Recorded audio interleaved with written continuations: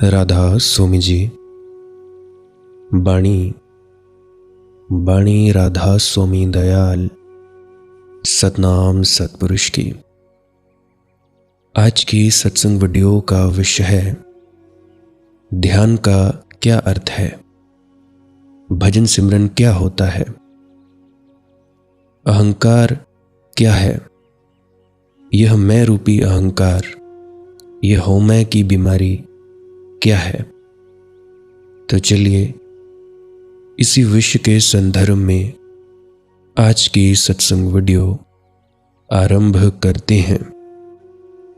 गुरु प्यारी सत्कारयोग सत्संगत जी, आप सभी के भीतर बैठे परमात्मा को मेरा प्रणाम, आप सभी के चरणों में मेरा प्रणाम स्वीकार करें। विनती करना चाहता हूँ, जो भी व्यक्ति भजन सिमरन में तरक्की चाहते हैं कि हमारा मन तंग न करे, भजन सिमरन के वक्त अपने मन को काबू करना चाहते हैं, वे व्यक्ति इस वीडियो को पूरा अंत तक सुनने की कृपालता ज़रूर करें जी।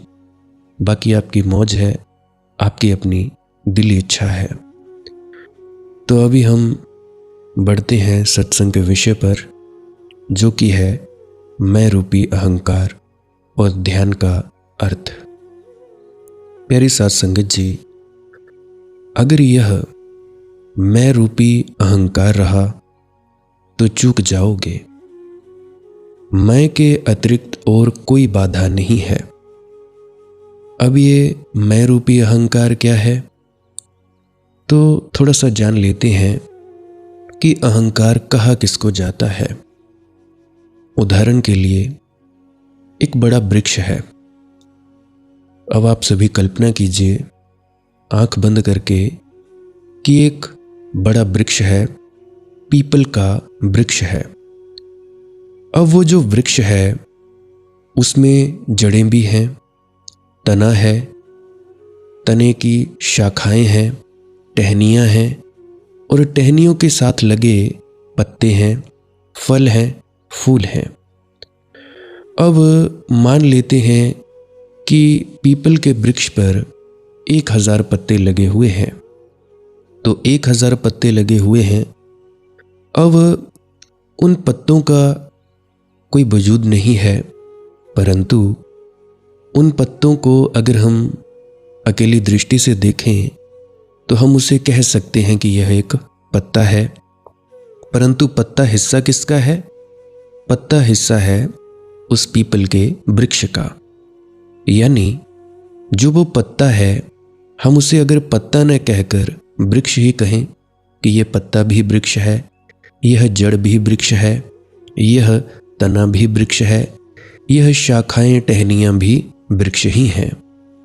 तो अब मैं रूपी अहंकार क्या है? अब फर्ज करो वृक्ष के ऊपर इतने सारे पत्ते हैं, 1000 पत्ते हैं, 2000 पत्ते हैं। अब उनमें से कोई एक पत्ता ये सोचे कि मैं अलग हूँ, कि मैं इस वृक्ष से अलग हूँ, मैं पत्ता हूँ, मुझ पत्ते का नाम मनदीप है, मुझ पत्ते का काम यह है, मुझ पत्ते के माता पिता यह हैं। पता नहीं कितनी ही हजारों लाखों धारणाएं बना ली उस पत्ते ने कि मैं यह हूँ। यानी अपने आप को वृक्ष की हस्ती से अलग समझना, अपने आप को वृक्ष से सुपीरियर समझना, बहुत ज़्यादा खास समझना, यही है कि भाई उसका मैं रूपी अहंकार। तो उसी तरह से हम हैं उस सतनाम समुद्र की बूंदें। हर कोई बूंद उससे अलग है और हर कोई बूंद उससे अलग भी नहीं है। हमारे भीतर आत्मा है।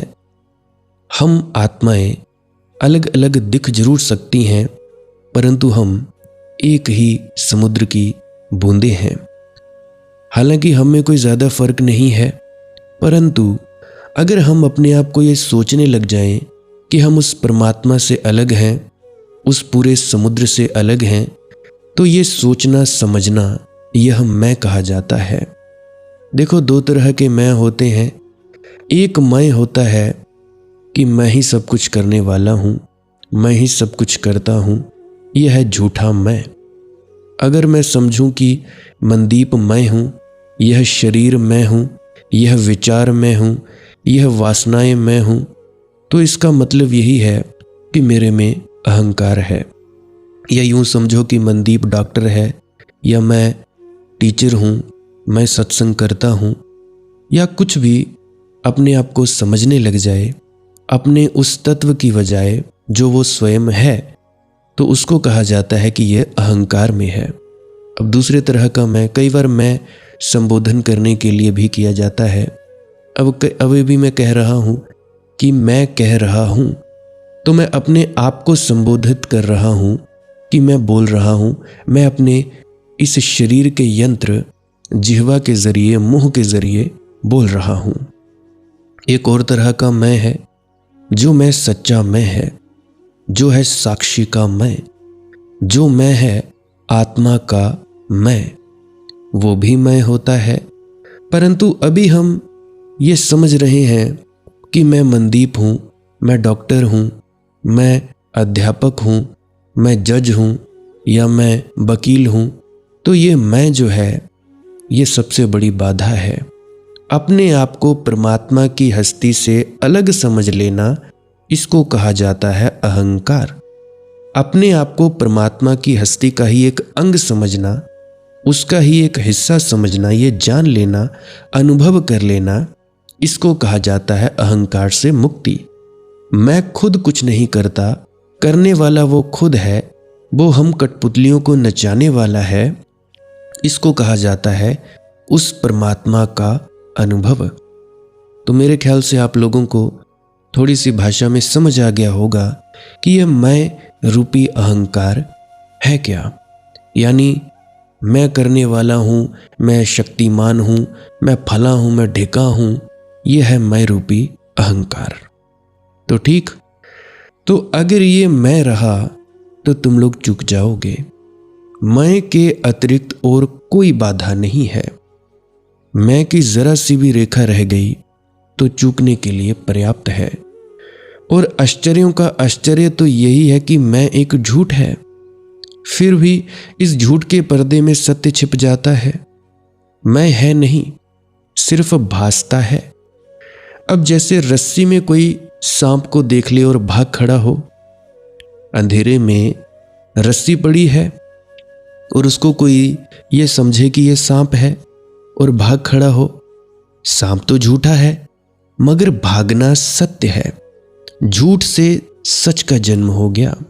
और यूं भी हो सकता है कि इतना घबरा गए, ऐसा भागे, गिर पड़े, चोट खा गए, हाथ पैर तुड़वा लिए, दिल का दौरा पड़ जाए, मौत भी हो सकती है। और सांप था भी नहीं, बस रस्सी थी। तो अंधेरे में हमें एक वहम हो गया, तो मैं है ही नहीं। सिर्फ अंधेरे में एक वहम हो गया कि ये जो रस्सी है ये सांप है, परंतु असल में वो रस्सी ही थी। तो ध्यान का क्या अर्थ है? ध्यान का अर्थ अभी हम समझते हैं। ध्यान का अर्थ है भीतर रोशनी को जगा लेना। है तो अंगारा, लेकिन राख में दबा पड़ा है। जरा राख फूंक देनी है, जरा राख झाड़ देनी है और अंगारा प्रज्वलित हो उठेगा, रोशनी हो जाएगी। और रोशनी में मैं नहीं पाया जाता है। जिस दिन पाया कि मैं नहीं है, उसी दिन पा लिया सब। मैं का खोना ही प्रभु का पाना है। देखो, बूंद जब बूंद का होना जब तक नहीं खोएगी, तब तक समुद्र कैसे हो पाएगी। अब समुद्र में जो एक बूंद मिला दी गई, तो बूंद एक तरह से तो खो गई और दूसरी तरफ से वो समुद्र हो गई। तो मैं का खोना ही प्रभु का पाना है। ये जो तुम लोग अपने आप को एक अलग हस्ती समझे बैठे हो, इस हस्ती को खोना ही परमात्मा को पाना है।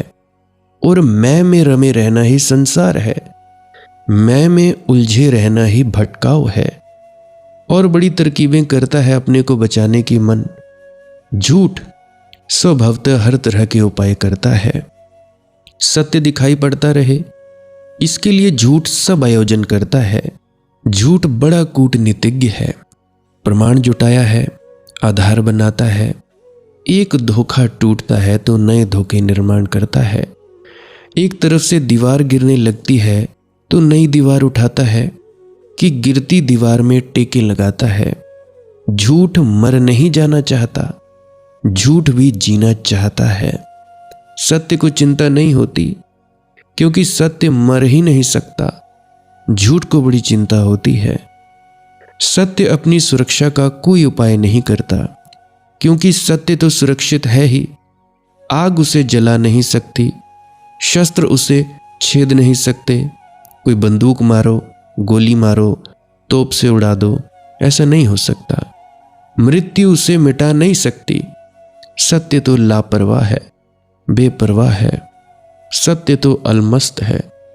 ना सत्य प्रमाण जुटाता है और ना ही तर्क।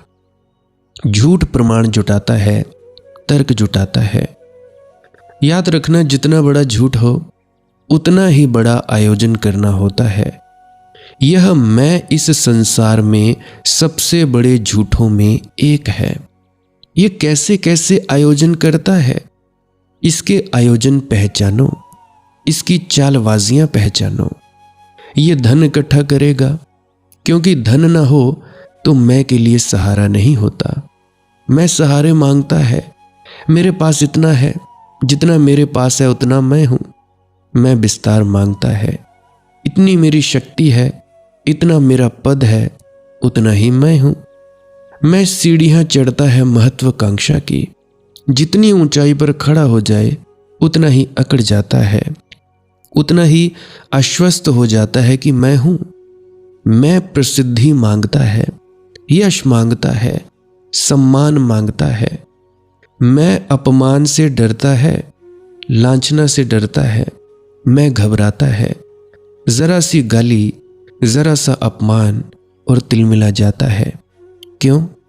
क्योंकि मैं को जो गुब्बारा है वह कोई जरा सी पिन भी चुभा दे तो फूट सकता है। खतरा है, गुब्बारा ही है, सिर्फ हवा ही भरी है। पानी का बबूला है, कोई छू भर दे तो नष्ट हो सकता है। इसलिए मैं बड़ा छुई मुई पौधा है, हमेशा बच बच कर चलता है। कोई छू ना दे बस। सब तरह के आयोजन करता है, प्रतिष्ठा के, सम्मान के। लोग जैसा कहें वैसा ही करने को राजी हो जाता है, बस सम्मान मिले, सत्कार मिले। लोग मूर्खतापूर्ण कृत्य करने को कहें तो वे भी करने को राजी हो जाता है अगर लोग सत्कार देते हैं, क्योंकि सत्कार मैं का भोजन है, सम्मान मैं का भोजन है। पद से मिले तो पद और त्याग से मिले तो त्याग। और तुम जरा देखना, तुम्हारे ये नकली महात्मा तुम्हें समझाते हैं कि सच्चा सम्मान तो त्याग में ही है, सच्चा यश और कीर्ति तो त्याग में ही है, सच्ची प्रतिष्ठा तो त्याग में ही है। वे तुम्हारे अहंकार को फुसला रहे हैं। वे तुम्हारे अहंकार को आमंत्रण दे रहे हैं कि धन में क्या रखा है। अरे धन तो क्षण भंगुर है, आज है कल छूट जाए। हम तुम्हें ऐसा धन देते हैं कि कोई न छुड़ा सके। तुम्हारा धन छीना जा सकता है, तुम्हारा त्याग कोई कैसे छीनेगा। त्याग ज्यादा सुरक्षित है। इसलिए त्यागी व्यक्ति का अहंकार जैसा होता है वैसा अहंकार भोगी का नहीं होता। भोगी का बेचारे का अहंकार छोटा होता है। वह खुद ही भीतर पछताता होता है, वह खुद ही जानता है अपनी सीमाएं। त्यागी का अहंकार तो स्वर्ण मंडित हो जाता है। वह तो मंदिरों पर चढ़े हुए शिखर जैसे चमकते हैं सूरज की रोशनी में, ऐसे चमकता है। त्यागियों का अहंकार तो बड़ी जोर से उद्घोषणा करता है। इसलिए तुम्हारे त्यागियों ने दुनिया में जितने संघर्ष करवाए, जितने उपद्रव, जितने झगड़े, जितने दंगे फसाद, उतने भोगियों ने नहीं करवाए। ये मंदिर जलते हैं, ये मस्जिदें जलती हैं, ये मूर्तियां टूटती हैं, ये कौन तुड़वाता है? ये तुम्हारे त्यागियों के अहंकार, ये तुम्हारे नकली महात्माओं के अहंकार। इनकी अकड़ का कोई ठिकाना नहीं है। ये मिलने ही नहीं देते मनुष्य को मनुष्य से। ये मनुष्यता को खंडित किए हुए हैं। क्योंकि मनुष्यता खंडित रहे तो ही संभावना है इनके सम्मान की, तो ही संभावना है कि ये तुम पर राज कर सके, तुम पर हुक्म चला सके। अगर मनुष्यता अखंड हो जाए तो बहुत मुश्किल हो जाएगी। सबसे ज्यादा मुश्किल होगी तुम्हारे इन नकली त्यागियों की। इसे तुम थोड़ा सोचो, इस मैथमेटिक्स को थोड़ा पहचानो। अगर सारी मनुष्यता अखंड हो जाए तो तुम्हारे त्यागियों को कौन सम्मान देगा? क्योंकि सारी मनुष्यता के अखंड होने का एक ही अर्थ होगा कि ये जो अलग अलग मान्यताएं हैं हजारों तरह की, ये सब तरह खो जाएंगी, इनका कोई मूल्य नहीं रह जाएगा। इन्हीं मान्यताओं के आधार पर तो त्यागी को तुम सम्मान देते हो। अब जैसे ईसाइयों का संप्रदाय था रूस में, वह अपनी जननेंद्रिय काट लेता था। जो अपनी जननेंद्रिय काट लेता था वह महात्मा समझा जाता था। किसी दूसरे देश में पागल समझा जाएगा, किसी दूसरी जाति में पागल समझा जाएगा। ऐसा कोई करेगा तो हम पुलिस को खबर देंगे कि इस आदमी को पकड़ो भाई, पागल खाने में दर्ज करो, इसका दिमाग खराब हो गया है। लेकिन हमारा त्यागी जो करता है वह हमें नहीं दिखाई पड़ता, वह दूसरों को दिखाई पड़ता है। हमारा त्यागी हमारे लिए त्यागी मालूम होता है, हमारी परंपरा हमारे पक्षपात के अनुकूल होता है। कुछ भी उल्टा सीधा करता हो, कोई सिर के बल खड़ा है तो हम उसको कहते हैं योगी राज, महायोगी, घंटों सिर के बल खड़े रहते हैं। अगर परमात्मा को आदमी को सिर के बल ही खड़ा करना होता तो पैर के बल खड़ा उसने किया ही क्यों? तुम्हारे सिर के बल ही खड़ा किया होता, सिर में ही पैर लगाए होते। और सिर में बल घंटों खड़े रहने वाले लोगों में तुमने कभी कोई प्रतिभा देखी है? कोई बुद्धिमत्ता देखी? इनके जीवन में कोई विवेक की चमक देखी? कोई ध्यान की आभा देखी? हो ही नहीं सकती, क्योंकि ये प्रकृति के विपरीत कार्य कर रहे हैं। सिर के बल जो खड़ा होगा उनकी बुद्धि नष्ट हो जाएगी, वह जड़ हो जाएगी। क्योंकि मस्तिष्क इतने सूक्ष्म तंतुओं से बना हुआ है। इस छोटे से सिर में 7 करोड़ तंतु हैं करीब करीब। तुम इसकी संख्या से ही अंदाजा लगा सकते हो कितने बारीक, कितने सूक्ष्म होंगे। अगर 1 लाख तंतुओं को एक के ऊपर एक रखें तो एक बाल की मोटाई के होते हैं। खाली खुली आंख से तो देखे ही नहीं जा सकते। और तुम सिर के बल खड़े हुए हो तो खून की जो प्रबल धारा सिर की तरफ बहेगी, जमीन के गुरुत्वाकर्षण के कारण वह उन सब सूक्ष्म तंतुओं को तोड़ देती है। उनके टूट जाने पर यह जो तुम्हारी प्रतिभा है यह नष्ट हो जाती है। इस देश की प्रतिभा को नष्ट करने में तुम्हारे इस नकली योग ने जितना काम किया है और किसी बात से नहीं। हाँ, यह हो सकता है कि योगी के पास शरीर मजबूत हो, लेकिन शरीर तो पशुओं के पास भी मजबूत होता है। जरा किसी भैंसे से जूझ कर देखो तो तुम कितने ही दारा सिंह हो या कोई भी पहलवान हो, खली हो, एक भैंसा ही तुम्हें ठिकाने लगा देगा। इससे तुम ये मत समझ लेना कि भैंसा योगी राज है। शरीर का बल बड़ी कीमत पर। शरीर के बल का करोगे क्या? उसका मूल्य क्या है? अपने दिमाग को, मस्तिष्क को गवाकर शरीर में बल आ ही जाएगा। इसीलिए तो पशु इतने मजबूत हैं। मस्तिष्क तो है ही नहीं, थोड़ी बहुत समझबूझ है, उसके अलावा तो है ही नहीं। तो शरीर पर ही निर्भर रहना पड़ता है। वैज्ञानिक कहते हैं कि आदमी में मस्तिष्क पैदा हुआ सिर्फ इसलिए कि वह 2 पैर पर खड़ा हुआ, बंदरों में नहीं पैदा हो सका। वैज्ञानिकों के हिसाब से तो आदमी बंदरों से ही आया है, उसी जाति से आया है।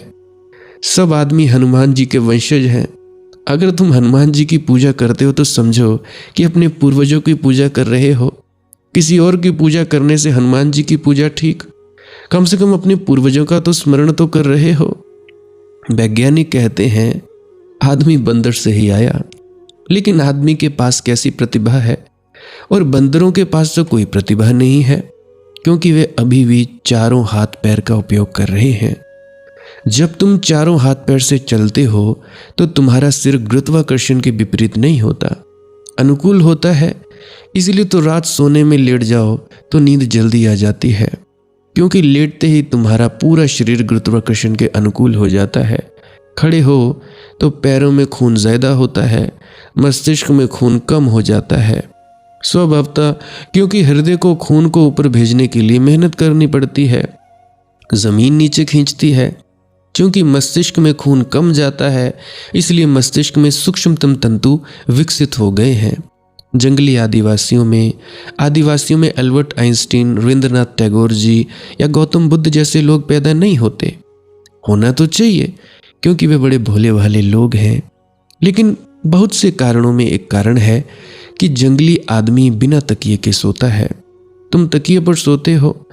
तकिए पर सोने के कारण रात भी तुम्हारा सिर तुम्हारे शेष शरीर से ऊंचा रहता है। ऊंचा रहता है तो खून कम पहुंचता है। कम पहुंचता है तो सूक्ष्म तंतु टूट नहीं पाते। अगर सूक्ष्म तंतु टूट जाएं तो तुम्हारी प्रतिभा दीन हो जाएगी, हीन हो जाएगी। अब जैसे कि भगवान महावीर खड़े होकर ध्यान किया करते थे, ये इसी का ही एक प्रयोग था। खड़े होकर ध्यान किया करते थे। अब मुझे बात याद आती है कि बाबा सावन सिंह जी भी खड़े होकर एक लंबी, अपने लंबाई के जितनी वैरागन लेकर उस पर अपने हाथ टिकाकर खड़े होकर ध्यान किया करते थे। मैंने कहीं पढ़ा था या शायद मैंने सुना था, बाकी आप लोग कमेंट में पुष्टि कर देना। तो उनका भी मैंने सुना, तो कुछ तो बात रही होगी। अब जैसे तुम चौकड़ी मारकर या अपनी पीठ ऊपर की तरफ करते हो, गुरुत्वाकर्षण कम हो जाता है तो सूक्ष्म तंतु निर्मित होते हैं। अब जैसे कोई व्यक्ति है जो बीमार है, रीढ़ की हड्डी में दर्द है या कुछ है, तो ऐसा तकिया ले ले कि थोड़ा सा सर ऊंचा हो और नीचे पीठ के ऊपर भी हल्का सा ऊंचाई हो, तो वो ऐसे भी ध्यान में बैठ सकता है। लेटने से अच्छा है कि थोड़ा सा पीठ या गर्दन ऊंची रहे, तो इससे भी तुम्हारा ध्यान गहरा होगा। करके देखना एक बार, तुम लोग करके देखो तो तुम्हें पता लग जाएगा। अब बहुतों की रीढ़ की हड्डियां काम नहीं करती हैं, तो वे व्यक्ति थोड़ा सा अपनी पीठ को भी ऊंचा कर सकते हैं तकियों के जरिए, सर को भी तकियों के जरिए ऊंचा कर सकते हैं। जब थक जाएं तो तकिए हटा दें और सीधे लेट जाएं। मैं तो कहता हूं कि तुम अपने बेड या दीवार के साथ अपनी पीठ लगाकर बैठा करो, क्योंकि इससे होता क्या है, तुम इसकी चिंता नहीं रहती कि शरीर गिरेगा या नहीं गिरेगा। बाकी गिर जाए तो उसकी भी चिंता नहीं लेनी है। और जब भी बैठो तो भाई ऐसे ही बैठ सकते हो। कोशिश तो होनी चाहिए कि रीढ़ की हड्डी सीधी हो, नहीं भी हो तब भी कोई बात नहीं, क्योंकि जब ऊर्जा का वेग ऊपर उठता है तो अपने आप ही रीढ़ की हड्डी सीधी हो जाती है। ये मेरे अनुभव की बात है। मेरी रीढ़ की हड्डी भी टेढ़ी ही रहती थी और मैंने कभी इतनी चिंता भी नहीं की। दीवार के साथ पीठ लगाकर बैठा करता था और बहुत बार मैंने देखा, जब भी गहरे ध्यान में उतरता, शक्ति नीचे से ऊपर की तरफ उठती, अपने आप ही मेरा दिल करता कि मैं अपनी रीढ़ की हड्डी सीधी कर लूं और घंटों बैठा रहता और मुझे भी पता नहीं लगता कि मैं इतने घंटे कैसे रीढ़ की हड्डी सीधी किए बैठा रहा। तो तुम लोग क्यों फिक्र करते हो कि रीढ़ की हड्डी सीधी हो या नहीं हो? हाँ, रीढ़ की हड्डी सीधी करने का एक फ़ायदा है, परंतु जब ऊर्जा उठेगी तो अपने आप ही वो रास्ता निकाल लेगी। याद रखना, पूरे दिन में सुषुम्ना नाड़ी कुछ न कुछ देर चलती ही रहती है। पूरे दिन में नीचे से ऊर्जा उठती है और तुम्हारे मस्तिष्क में जाती है, सूक्ष्म तंतुओं को बनाती रहती है। परंतु अगर सूक्ष्म तंतु टूटते रहेंगे तो भाई तुम दिक्कत में पड़ सकते हो। अब आपकी मौज है, खड़े होकर ध्यान करना खड़े होकर करो, बैठ कर करना बैठ कर करो, या लेटे लेटे थोड़ा सा पीठ और सर को ऊंचा रखना है तो वैसे भी आप लेट सकते हो। हाँ, किसी को सर्वाइकल की दिक्कत ना हो तो वो व्यक्ति ऐसा ना करे, क्योंकि आप लोगों को ज़्यादा परेशानी हो सकती है। तो उसके लिए आप सीधे लेट कर ही, कम से कम बेड पर तो लेटे हैं, बेड पर तो लेट ही सकते हैं, और क्या है। अगर पहली मंजिल पे बैठे हैं तो और भी सुलभ है, कोई दिक्कत की बात नहीं है। तो इन सब चीज़ों का आप लोग फ़ायदा उठा सकते हैं। तो मैं कह रहा था कि भैया, तुम्हारा सर ऊंचा रहता है तो खून कम पहुंचता है, कम पहुंचता है तो सूक्ष्म तंतु टूट नहीं पाते। तो ये वैज्ञानिक सत्य है। मगर कितना ही कहो, सिर के बल खड़ा होने वाला आदमी योगी समझा जाएगा। कोई इसकी मूर्खता को ना देखेगा, शरीर को इर्छा तिरछा करेगा, तोड़ेगा मरोड़ेगा, और तुम कहोगे बड़ी साधना कर रहा है। शरीर को सताना और साधना, कांटों पर लेट जाएगा तो तुम एकदम पूजा में झुक जाओगे, पैसे फेंकोगे, पांव स्पर्श करोगे, श्रद्धा के फूल तुम्हारे झरने लगेंगे उसके चरणों में। और कांटों पर जो सो रहा है वह केवल अपने शरीर को संवेदन शून्य कर लिया है। उसकी संवेदनशीलता क्षीण हो गई है, सेंसिटिविटी क्षीण हो गई है। इसे क्षीण किया जा सकता है। तुम्हारे पैरों की चमड़ी तुम देखते हो, तलवे, वे संवेदन शून्य हो गए हैं, क्योंकि उन पर चलना पड़ता है। चलते रहोगे तो उनको मजबूत हो जाना पड़ा है। खाल मोटी हो गई है, इसलिए बुद्धू आदमी को हम कहते हैं मोटी खाल वाला, मोटे दिमाग वाला। जिसकी समझ में कुछ ना आए उसको कहते हैं इसकी चमड़ी बड़ी मोटी है। अर्थ यह है कि इसमें संवेदनशीलता नहीं है, सेंसिटिविटी नहीं है। शरीर का अंग तुम चाहो संवेदन शून्य हो सकता है, सिर्फ थोड़े अभ्यास की जरूरत है। मलते रहो राख अपनी पीठ में, लेटते रहो कंकड़ों पर, धीरे धीरे अभ्यास बढ़ाना। पहले गोल गोल कंकड़ों पर लेटना, फिर इर्छे तिरछे कंकड़ों पर लेटना, फिर लेटते रहना, फिर धीरे धीरे मोटे कीलों पर लेटना, फिर कांटों पर लेटना। तुम सिर्फ इतना ही कर रहे हो कि अपनी पीठ को मुर्दा कर रहे हो। तुम पीठ को मारे डाल रहे हो, उसमें जो जो संवेदनशील तंतु हैं उनकी हत्या किए दे रहे हो, उनको समाप्त किए दे रहे हो। तुम पीठ के तलवे की चमड़ी बना ले रहे हो और कुछ भी करना नहीं इसमें। और इस आदमी को तुम सम्मान दे रहे हो। ये आदमी पागल है। आप लोगों को पता नहीं होगा कि एक संत फकीर आदमी कितना ज़्यादा संवेदनशील होता है। इतनी संवेदनशीलता होती है कि ज़रा सी कोई चीज़ खाएगा उसमें आप लोगों से हज़ारों गुना वो स्वाद ले पाएगा। कुछ चीज़ सूंघेगा तो आप लोग जो सुगंध लेते हो उससे 1000 गुना आनंद उस सुगंध से ले सकता है। जो कानों से सुनते हो वो 1000 गुना ज़्यादा संवेदनशीलता होने के कारण उसे ज़्यादा मधुर लगता है एक संत फकीर को। और यह भी याद रखना, अगर किसी संत फकीर को बीमारी आ जाए तो वो भी बहुत ज़्यादा संवेदनशीलता से झेलता है। अभी तुम लोगों को थोड़ा बहुत दर्द होता होगा, परंतु एक संत जो होता है वो तुम लोगों से लाखों हजारों गुना ज़्यादा दर्द महसूस करता है। क्यों? क्योंकि एक संत फकीर व्यक्ति सबसे ज़्यादा संवेदनशील व्यक्ति है, परंतु वो तुम लोगों की तरह हाय हाय नहीं करता। क्यों नहीं करता? उसको जब लगता है कि अब सहना मुश्किल हो गया है, दर्द असहनीय हो गया है, तो वो भीतर छलांग लगा लेता है, आंख बंद करता है, अपने अंदर डूब जाता है। और दर्द तो होता रहेगा शरीर पर, क्योंकि कर्मों का भुगतान तो करना ही पड़ता है। संत हो कि असंत हो, कोई भी व्यक्ति हो, कर्म तो भाई कर्म है, जो बोया है वो काटना ही पड़ता है। तो शरीर संवेदनशील होना चाहिए। जितना संवेदनशील हो शरीर उतना सुंदर है, उतना प्रसाद युक्त है। जितना संवेदनशील हो उतनी ही भीतर भी सूक्ष्म प्रतिमा की संभावना बढ़ती है। अगर तुम शरीर की सारी संवेदना मार दो तो शरीर ही दरवाजा है जिससे हम अस्तित्व से जुड़ते हैं। अगर शरीर के सब द्वार दरवाजे बंद कर दिए तो अस्तित्व से तुम्हारा नाता टूट गया। हम अपने में बंद हो गए, जैसे कछुआ बंद हो जाता है। तुम कछुआ की पीठ जैसी अगर पूरी देह को कर लो तो तुम मर ही गए, अपनी कब्र में समा गए, जिंदा ही जिंदा अपनी कब्र में बैठ गए। इसलिए हम कछुओं को बड़ा सम्मान देते हैं। हम कहते हैं कछुआ अर्थात महायोगी, सारी दुनिया हंसेगी, क्योंकि उनका यह पक्षपात नहीं है, यह हमारा पक्षपात है। अगर सारी दुनिया, सारी मनुष्यता एक हो जाए तो ये छोटे छोटे पक्षपात सब गिर जाएंगे और इनके साथ ही तुम्हारे मुनि, तुम्हारे त्यागी, तुम्हारे व्रती, तुम्हारे महात्मा गिर जाएंगे। उनकी तो कौड़ी कीमत हो जाएगी, इसलिए वे तुम्हें मिलने नहीं दे सकते। राजनीतिक लोग भी तुम्हें मिलने ही नहीं देना चाहते और तुम्हारे धर्म गुरु भी तुम्हें मिलने नहीं देना चाहते। उन दोनों का बल ही यही है कि तुम बंटे रहो। तुम बंटे रहो तो वे तुम पर सत्ता करते रहें, तुम इकट्ठे हो जाओ, उनकी सत्ता समाप्त हो जाए। अब तुम लोग देखो, हिंदू मुसलमानों के नाम पर लड़ाइयाँ झगड़े हो रहे हैं। कोई कह रहा है कबीरपंथी ठीक, हमारा बाबा ठीक, राधा स्वामी गलत। राधा स्वामी कह रहे हो हमारा बाबा ठीक, तुम्हारा बाबा गलत। कोई कह रहा है निरंकारी गलत, कोई कह रहा है निरंकारी ठीक। ये सब तो तुम लोग कर रहे हो और जब तक ये तुम लोग कर रहे हो तब तक तुम लोग बंटे रहोगे और तुम लोग पर सत्ता होती रहेगी, तुम लोगों पर हुक्म चलता रहेगा। अरे मूर्खो, ये तो ज़रा सोचो कि तुम लोग एक ही परमात्मा की संतान हो, एक ही तुम सिस्टम से आए हो, माँ की कोख से आए हो।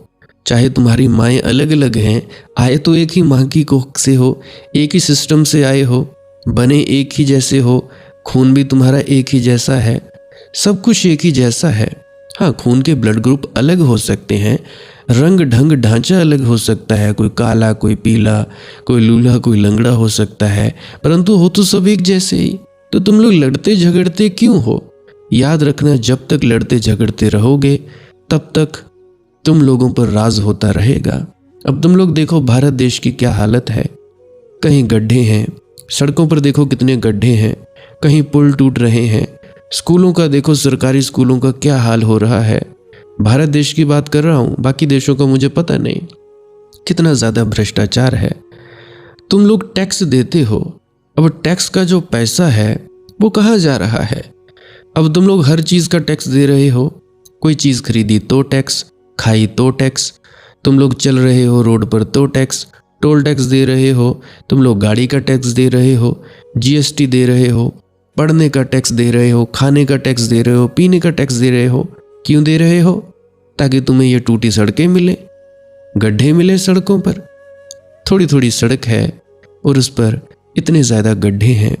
मैं जब भी होशियारपुर में जाता हूँ, हमारे यहाँ से हिमाचल से होशियारपुर में जाता हूँ, तो इतने गड्ढे हैं कि 10 मिनट का रास्ता 45 मिनट का हो जाता है। जो रास्ता 10-20 मिनट में तय किया जा सकता था वो गड्ढों के कारण 45 मिनट का हो जाता है। और गाड़ियाँ उन गड्ढों के कारण इतनी क्षतिग्रस्त होती हैं जिसका कोई हिसाब नहीं। ये किसके लिए हम टैक्स देते हैं? अब तुम लोग देखो, सरकारी हॉस्पिटलों का क्या हाल है, अस्पतालों का क्या हाल है। तुम जाते हो सरकारी अस्पतालों में, कोई पूछने वाला नहीं। कितनी दयनीय हालत है, कितनी बुरी हालत है। तुम प्राइवेट हॉस्पिटलों में जाते हो, वहाँ पे खर्चा बहुत है, कुछ लोगों के जो प्रियजन है वो ऐसे ही मर जाते हैं। अब सरकारी स्कूलों का हाल देखो, तुम्हारे बच्चे सरकारी स्कूलों में पढ़ते हैं, वहाँ का क्या हाल है। कुछ सरकारी स्कूल अच्छे हैं, कुछ सरकारी स्कूलों की बिल्डिंगें ही ढह जाती हैं, बच्चे मर जाते हैं, परंतु तुम लोगों को तो हिंदू मुसलमान करना है, बीजेपी कांग्रेस करना है। असली मुद्दे से तुम लोग भटक रहे हो। असली मुद्दे की तो बात ही नहीं कर रहा है कोई। अभी दिल्ली में देखो कितना पोल्यूशन है, सांस लेना मुश्किल हो रहा है, और तुम्हारी जिंदगियों में से 10-10, 12-12 साल कम हो रहे हैं। जहाँ सांस लेना ही इतना मुश्किल हो रहा है, वहाँ तुम जी कैसे रहे हो? वहाँ तुम कैसे सोच सकते हो कि भाई हम जी पाएंगे? तुम कैसे आध्यात्म की दिशा में बढ़ पाओगे? ज़रा सोचो, शरीर ही बीमार रहेगा, शरीर में स्वस्थ ही नहीं रहेगा, तो तुम लोग क्या खाक बैठ पाओगे? तुम लोग ज़रा देखो तो, तुम्हारे ही टैक्स का पैसा और ये अपने मौज मेलों में उड़ा रहे हैं।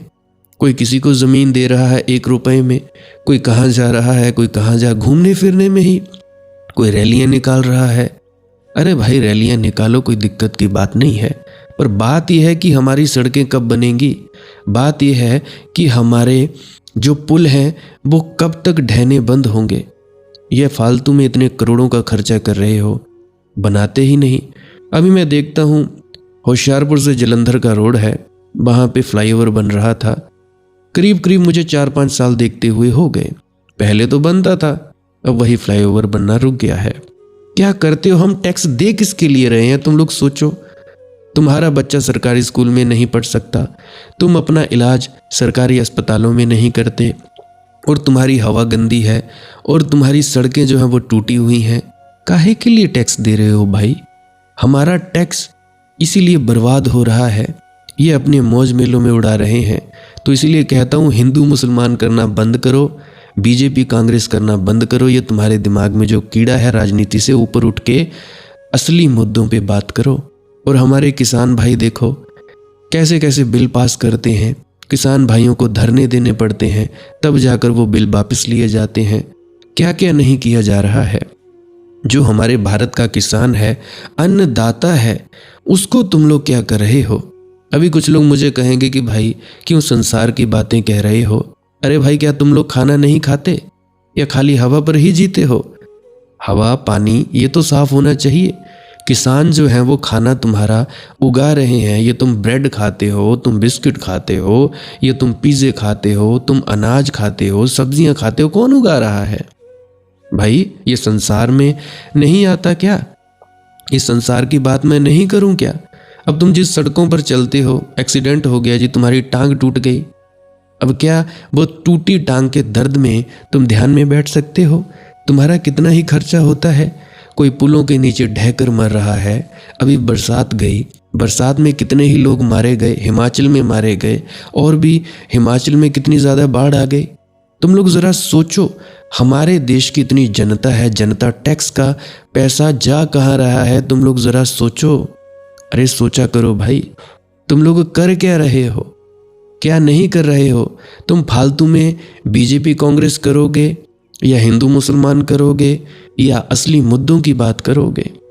भाई असली मुद्दों की बात करो कि हमें चाहिए अच्छी शिक्षा, हमें चाहिए अच्छी चिकित्सा, और हमें सड़कें अच्छी होनी चाहिए। हमारा वातावरण तो शुद्ध करो, कोई पोल्यूशन का तो इलाज करो, हमारी हवा तो शुद्ध करो।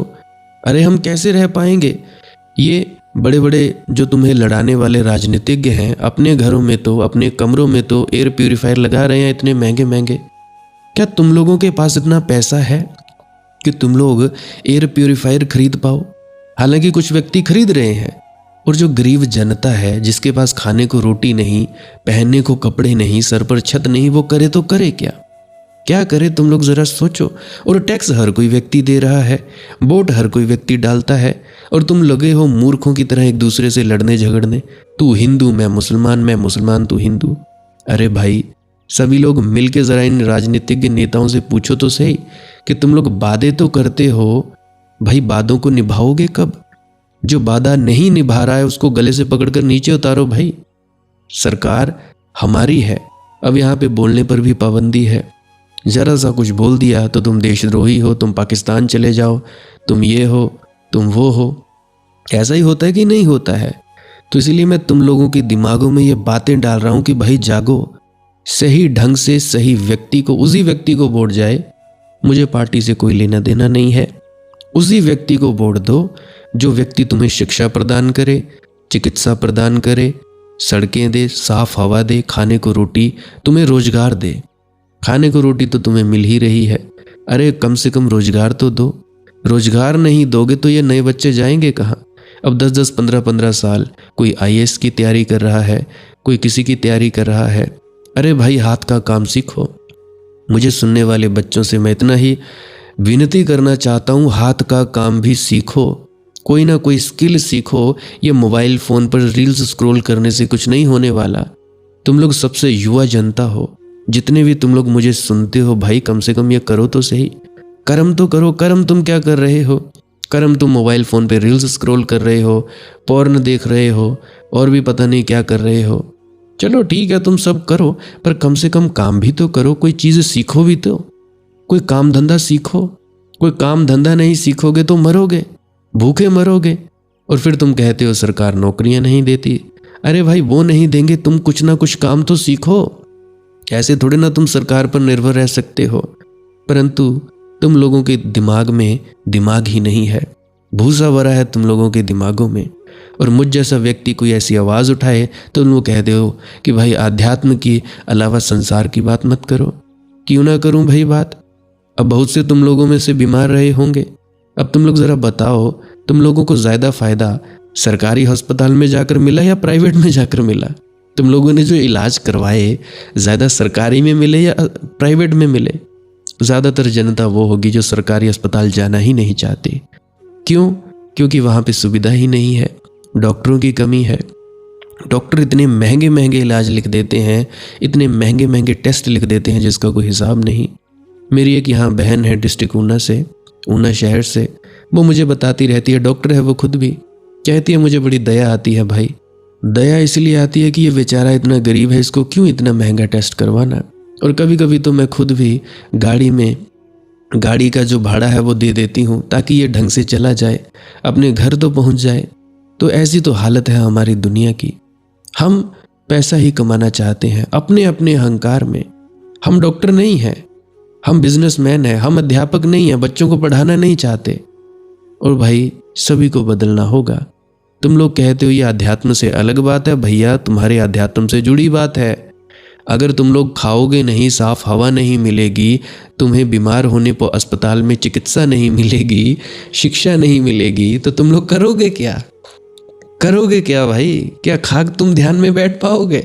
तुम्हारा ध्यान कभी नहीं लगने वाला। जिस बाप को ये चिंता है कि मैं इन बच्चों का पालन पोषण कैसे करूंगा, वो बाप क्या ध्यान में बैठ पाएगा? वो माँ क्या ध्यान में बैठ पाएगी? ना, बिल्कुल नहीं। तो भाई राजनीतिज्ञ तुम्हें मिलने नहीं देना चाहते, तुम्हारे धर्म गुरु भी तुम्हें नहीं मिलने देना चाहते। कोई तुम्हें हनुमान का भक्त बना रहा है, कोई तुम्हें शिव का भक्त बना रहा है, कोई माता का भक्त बना रहा है, कोई किसी का भक्त बना रहा है, कोई किसी का भक्त बना रहा है। भक्त बनो, कोई प्रॉब्लम नहीं है, कोई दिक्कत नहीं है। कम से कम एक दूसरे की इज्जत मान सम्मान तो करो। तुम लोग तो कट्टर बने रहते हो, ऐसे कट्टर जिसका कोई हिसाब नहीं।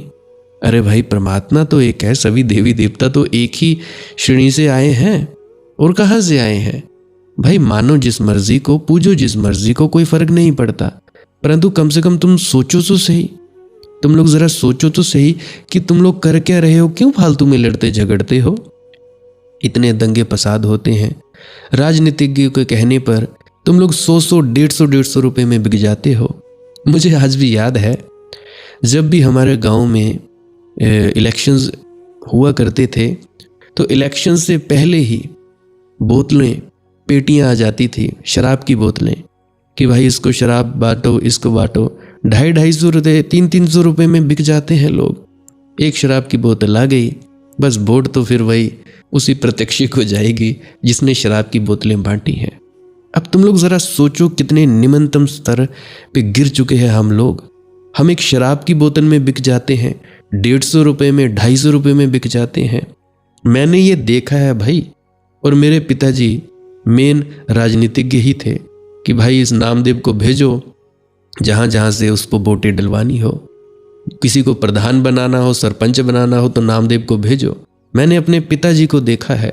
हालांकि मेरे पिताजी खाते पीते तो नहीं और ना ही अपने घर में ये शराब की बोतलों की पेटियां रखते थे, परंतु उनको आती थी। ये मैं बात बता रहा हूँ आप लोगों को, असली सच्चाई। उनको बोतलें आती थी कि तुम भाई बांट देना। तो मेरे पिताजी कहा करते थे भाई ना मैं पीता ना मैं रखता, सामने वाले मकान में वो रख दिया करते थे। तो इस तरह से राजनीति की जाती है। तुम 250 रुपये में बिक जाते हो, 150 रुपये में बिक जाते हो। बड़ी शर्म की बात है, बहुत ही ज्यादा शर्म की बात है। ना तो तुम शिक्षा मांगते हो, ना तुम स्वास्थ्य मांगते हो, ना ही तुम साफ हवा मांगते हो, साफ खाना पानी मांगते हो। कर क्या रहे हो? अरे भाई थोड़ा तो जागो। तो मैं बात कर रहा था मैं के बारे में। मैं बड़े बड़े नए नए रूप लेता है, धन का, पद का, त्याग का, तपश्चर्या का, उपवास का, व्रत का, नियम का। जो आदमी जितने उपवास कर लेता है वह सोचता है मैं दूसरों से उतना महान हो गया। जैसे कि भूखा मरना कोई कला हो, जैसे कि परमात्मा तुम्हें भूखा मारना चाहता हो, जैसे कि परमात्मा कोई दुष्ट प्रकृति का व्यक्ति है जो तुम्हें सताने में रस लेता है। कि तुम धूप में खड़े रहो तो उसे मजा आता है, कि तुम सर्दी में ठिठुरते रहो नंगे तो उसे मजा आता है, कि तुम भूखे मरते रहो तो उसे मजा आता है, कि तुम्हें प्यास लगी है और तुम पानी ना पियो तो उसे मजा आता है। जरा तुम सोचो कि तुम्हारे परमात्मा की धारणा क्या है। परमात्मा है कि एडोल्फ हिटलर? ये परमात्मा है क्या कोई पागल? मगर अहंकार ने ये सारी व्यवस्थाएं खोजी। एक तरफ से व्यवस्था छूटती है तो अहंकार जल्दी दूसरी व्यवस्था पकड़ लेता है। धन इकट्ठा करो, नहीं तो ज्ञान इकट्ठा करो। लोग कितना ज्ञान इकट्ठा करने में लगे रहते हैं, शास्त्रों पर शास्त्र इकट्ठे करते चले जाते हैं, अपना कुछ भी नहीं। अभी मुझे याद आती है, मेरी एक नॉन दादी है, उसने भी पता नहीं कितनी किताबें पढ़ रखी हैं और उसे छुड़ाना, पीछा छुड़ाना बड़ा मुश्किल हुआ था उन्हें। और बड़ी मुश्किल से पीछा छुड़ाया उन्होंने और कहा कि Mandeep thank you so much कि मुझे इन शास्त्रों से पीछा छूटा। क्योंकि शास्त्रों को इकट्ठे करने जाते हैं, अपना कुछ भी नहीं, अपना जाना कुछ भी नहीं, सब उधार, सब वासा, सब कचरा। जो अपना जाना हुआ नहीं है वह कचरा ही तो है। जो अपनी अनुभूति से जन्मा नहीं है उस पर विश्वास करना मूर्खता तो है। सिर्फ मूर्खों के अतिरिक्त और कोई विश्वास नहीं करता। बुद्धिमान व्यक्ति खोजता है, मूर्ख विश्वास करते हैं। बुद्धिमान व्यक्ति पाता है तब मानता है, मूढ़ पहले ही मान लेते हैं, पाने का सवाल ही नहीं उठाते, पाने की जरूरत ही नहीं रह जाती। मगर तुम जितना मान लेते हो उतनी ही तुम्हारी अकड़ हो जाती है। आस्तिक को देखो, उसकी बड़ी अकड़ है, वह अकड़ कर चलता है। वह नास्तिक को ऐसे देखता है कि सड़ोगे नरक में, मेरा स्वर्ग निश्चित है, सचखंड निश्चित है, स्वागत में अप्सराएं तैयार हैं, बस मेरे पहुंचने की देर है कि बैंड बाजे बजेंगे, देवतागण एकदम नाचेंगे मेरी तरफ, अप्सराएं फूलमालाएं पहनाएंगी, कल्प वृक्ष के नीचे विश्राम करूंगा। स्वर्ग की उसने कल्पनाएं कर रखी हैं और सब उधार कचरा है उसके पास। आस्तिकता उसकी सच्ची नहीं है। ईश्वर को वह जानता नहीं है, पहचानता नहीं है। कोई आमना सामना नहीं हुआ, अपने से ही आमना सामना नहीं हुआ। परमात्मा से क्या खाक होगा? लेकिन वेद उसे कंठस्थ हैं, उपनिषद उसे याद हैं, गीता दोहरा देता है जैसे तोता दोहरा दे। इन तोतों की तुमने कितनी कीमत की है? बहुत कीमत कर चुके। और इस कीमत के कारण अहंकार ज्ञान को इकट्ठा करता है। अहंकार इकट्ठा करने में लगा रहता है। कुछ भी हो, ज्ञान हो, धन हो, त्यागी हो, मगर इकट्ठा करो, भरते रहो अपने को, क्योंकि अहंकार बिल्कुल खाली है। किसी न किसी चीज से भरो तो भरा हुआ मालूम पड़ता है। अपने आप में तो बिल्कुल खाली है। अगर बिल्कुल ना भरो किसी चीज से तो जल्दी ही तुम्हें दिखाई पड़ जाएगा कि ये तो है ही नहीं।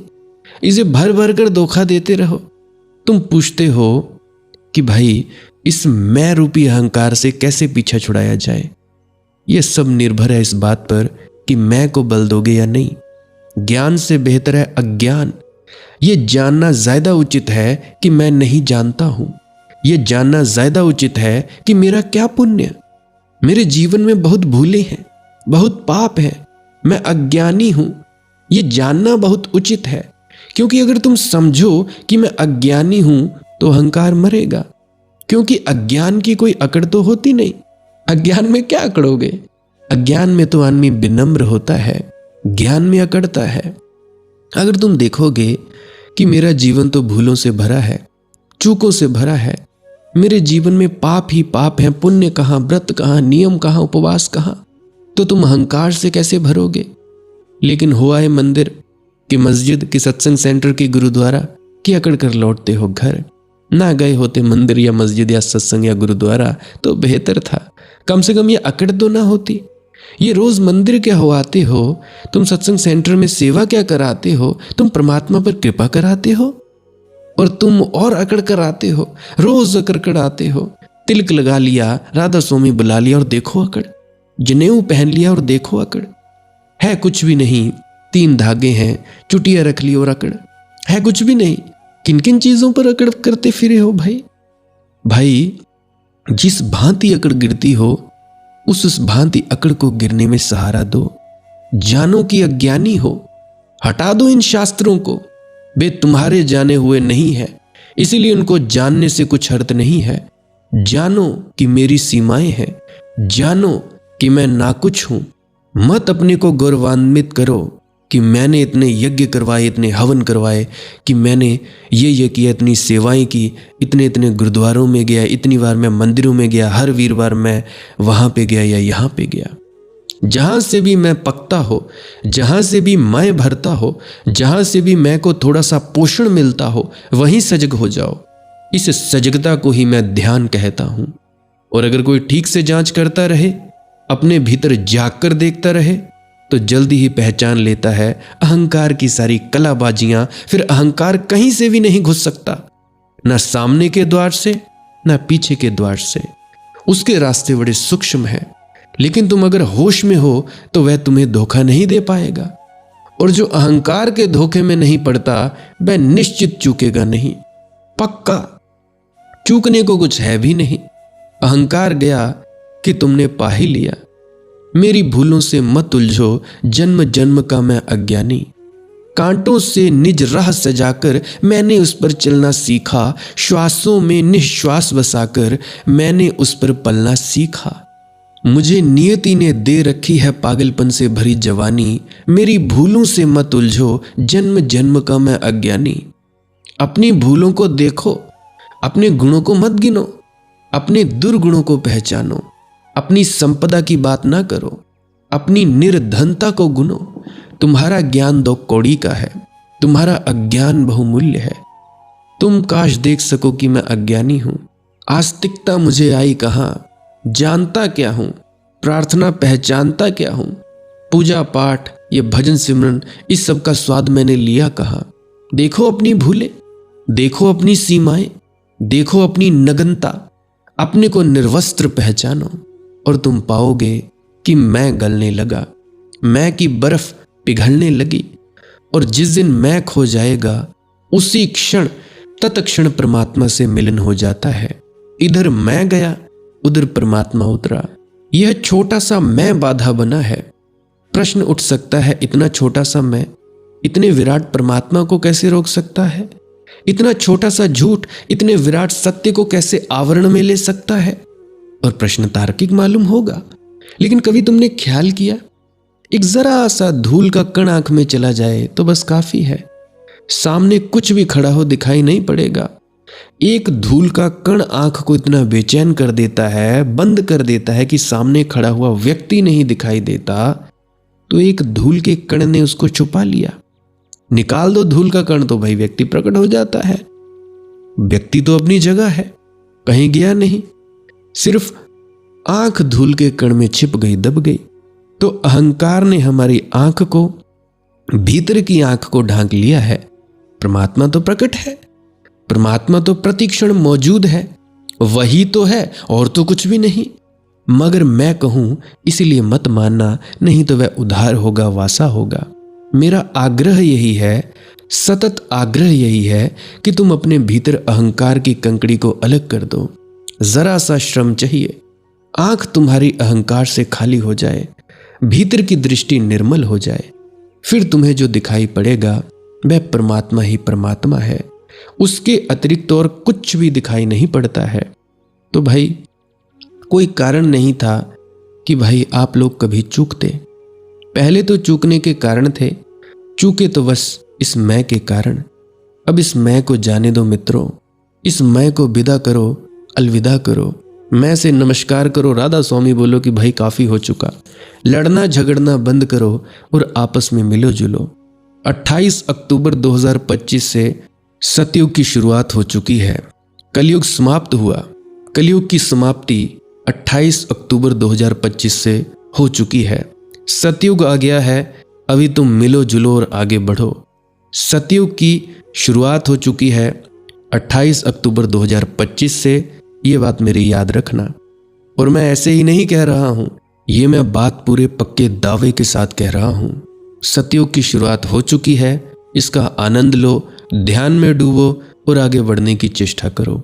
आगे बढ़ने के लिए कुछ करना ही नहीं है, बस ध्यान में ही तो उतरना है।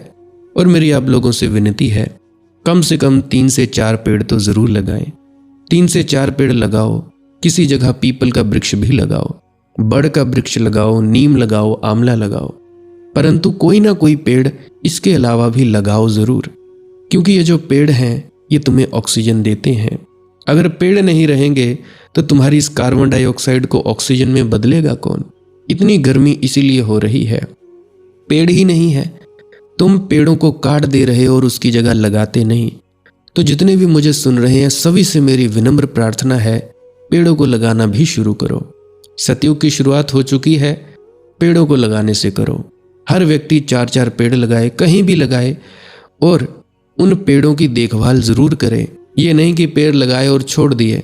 पेड़ लगाओ, जब तक वो थोड़ा ऊंचा ना हो जाए, कम से कम 5-6 फीट का ना हो जाए, तब तक उसको देखभाल करो, बड़ा करो। उसके बाद चाहे छोड़ दो, अपने आप बढ़ता रहेगा, परंतु पेड़ लगाने का काम जरूर करो। जिन जिन के पास जमीनें हैं, जायदादें हैं, कम से कम पेड़ तो लगाओ। हमारे हिमाचल का वातावरण बहुत शुद्ध है।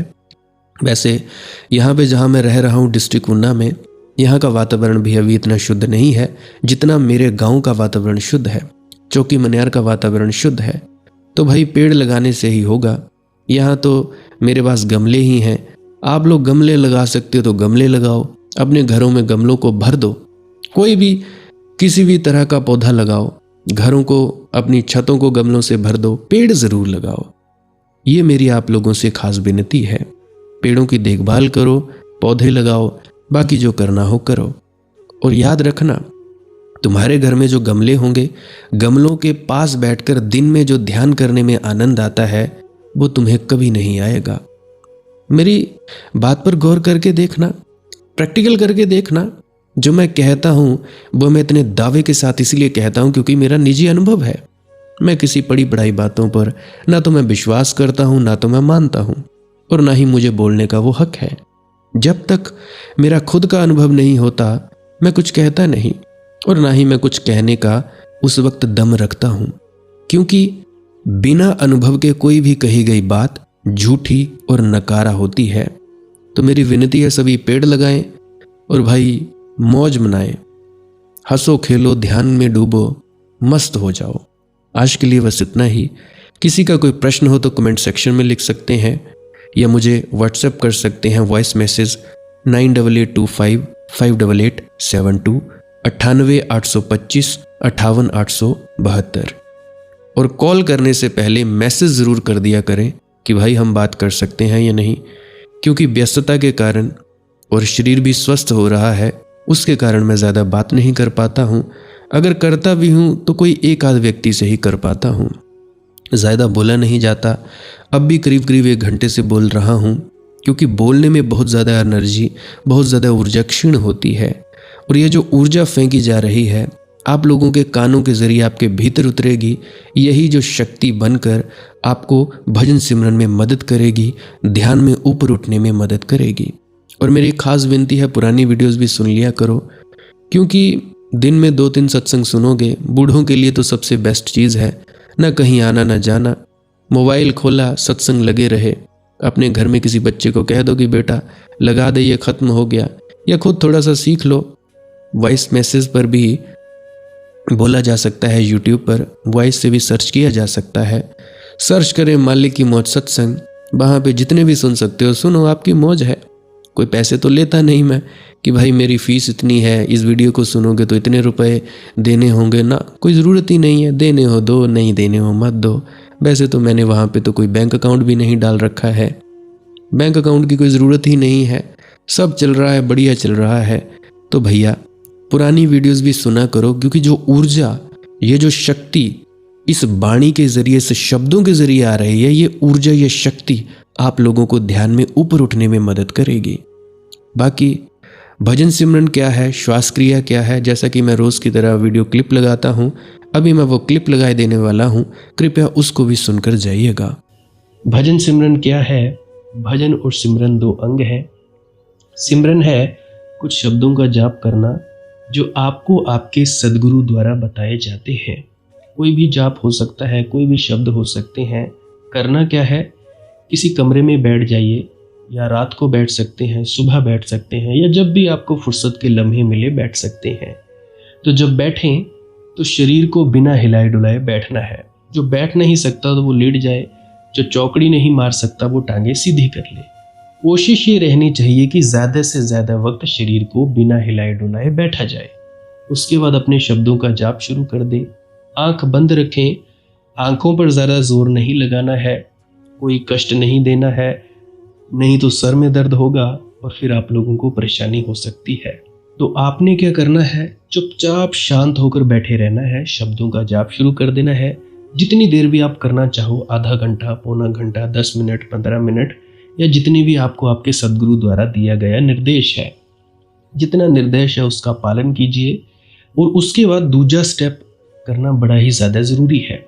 वो क्या है, वो उसी अवस्था में बैठे रहें या आसन भी बदल सकते हैं। ये जो शब्दों का जाप होता है ये एकाग्रता के लिए होता है, ताकि मन की एकाग्रता आ जाए। और जब मन की एकाग्रता आ जाए फिर दूसरा कदम क्या है, धुन सुनने के लिए बैठना। चुपचाप बैठे रहें, आंख बंद है, शब्दों का जाप बंद कर देना है। और अगर कोई भी आपके गुरु महाराज है, उनको आप स्मरण कर रहे थे, याद कर रहे थे, आंखों के सामने शक्ल ला रहे थे, तो उसको लाना बंद कर दीजिए। शब्द धुन सुन रही है तो सुनते रहिए, आंख बंद करके अंधेरे में ही टिके रहें। टिके रहना है और ये इच्छा नहीं करनी है कि कुछ दिखे, कहीं पहुंचा जाए, परमात्मा को पाना है, ये करना है, वो करना है। याद रखें, ना कुछ समझना है, ना कुछ देखना है। ऐसे ही अज्ञानी होकर इसी अंधेरे में पड़े रहें। इसी अंधेरे में पड़े रहना है बस। उसके बाद जो होगा सो होगा। और अगर कोई अनुभव हो भी गया तो इससे ये नहीं कि अगली बार फिर से कामना करनी है कि ये वैसे ही हो। कामना ही सबसे बड़ी अड़चन है, इच्छा ही सबसे बड़ी अड़चन है, किसी चीज की तृष्णा करना ही सबसे बड़ी अड़चन है, मांग ही वासना है। अगर परमात्मा चाहिए तो कुछ नहीं मांगना है, चुपचाप बस बैठो, अपने आराम में बैठो, अपने विश्राम में बैठो।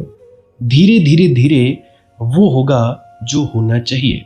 अगर मैं ज़्यादा बोलूँगा तो आप लोग फिर से उसकी कल्पना कर लोगे कि जी ऐसा होता है, खंड ब्रह्मांड ऐसे होते हैं, चांद तारे दिखेंगे, फलाना ढिकाना। तो मैं ऐसा नहीं कहूँगा। मैं बस इतना कहूँगा, जो कुछ दिखता है, कुछ भी दिख जाए, वो मन है, वो माया है। जो नहीं दिखता वही आत्मा है, वही आत्मा में होना है। अब जैसा कि तुम लोग इसी अंधेरे में टिके रहोगे, टिके रहोगे, टिके रहोगे, तो कुछ दिनों के बाद या महीनों के बाद एक प्रकाश आएगा। वो प्रकाश पूरे शरीर में फैलता जाएगा और धीरे धीरे तुम इस प्रकाश के सहारे अपने आप में स्थित होगे। अब देखो, इस प्रकाश को देखने वाले भी तुम हो और इस शब्द धुन को सुनने वाले भी तुम हो। अब जो ये शब्द धुन को सुनता है और प्रकाश को देखता है, ये तुम हो। तो अपने आप में स्थित होना है, अपने आप को जानना ही सच्चा आत्मज्ञान है। खुद को जानना, खुद को जान लिया, मालिक को फिर जान जाओगे। तो इतनी सी प्रक्रिया है। और आगे आप श्वास क्रिया भी कर सकते हो। ये मुझे बताई गई थी विजय शर्मा जी द्वारा। वो एक उच्च कोटि के संत हैं, तो उन्होंने मुझे बताई, और मेरा फर्ज बनता है कि आप सभी को बताऊं। वैसे तो मैं रोज़ रोज़ बताता हूँ, फिर भी आज फिर से बता रहा हूँ। श्वास क्रिया क्या है? नाक से सांस लेना है, मुंह से छोड़ना है। लंबा सांस लेना है नाक से और मुंह से छोड़ देना है। 15 मिनट करें, 20 मिनट करें, आधा पौना घंटा, जितनी देर भी आप कर सकते हो करें। करने के बाद करना कुछ नहीं है, चुपचाप आंख बंद करके बैठ जाना है। लेट सकते हो तो लेट सकते हैं, वो आपकी अपनी इच्छा है। नींद आ जाए तो सो जाना है, कोई शरीर को कष्ट नहीं देना है। अगर सर घूमे घूमने देना है, अगर आपका शरीर कांपे तो कांपने देना है। उसकी आपने दिक्कत, परेशानी और चिंता नहीं लेनी है, ये सब होता ही है। और मरने से डर लगे तब भी नहीं डरना है, ये होता ही है। क्या कहा मैंने? 15 से 20 मिनट कर सकते हैं, उसके बाद चुपचाप बैठें और अपने भीतर अपने आप उतर जाओगे। ठीक है जी। प्रेग्नेंट लेडीज़ बिल्कुल ना करें, जिनको दिल की बीमारी है या गोलियां वगैरह खाते हैं वो भी बिल्कुल ना करें, और बाकी सब कर सकते हैं। जिनको नींद नहीं आती वो अवश्य करें, और जिनको थोड़ा डिप्रेशन रहता है वो भी अवश्य करें, और जिनके बच्चे थोड़े पढ़ाई में कमज़ोर हैं वो भी ज़रूर करें। बाकी आपकी मौज है, करना हो करिए, नहीं तो आपकी अपनी अपनी इच्छा है। और ध्यान दें, जब सिमरन करें तो उसके बाद सीधा भजन पे बैठें, और जब ये श्वास क्रिया करें तो उसके बाद सीधा भजन के लिए बैठें। अलग अलग प्रक्रियाएं हैं।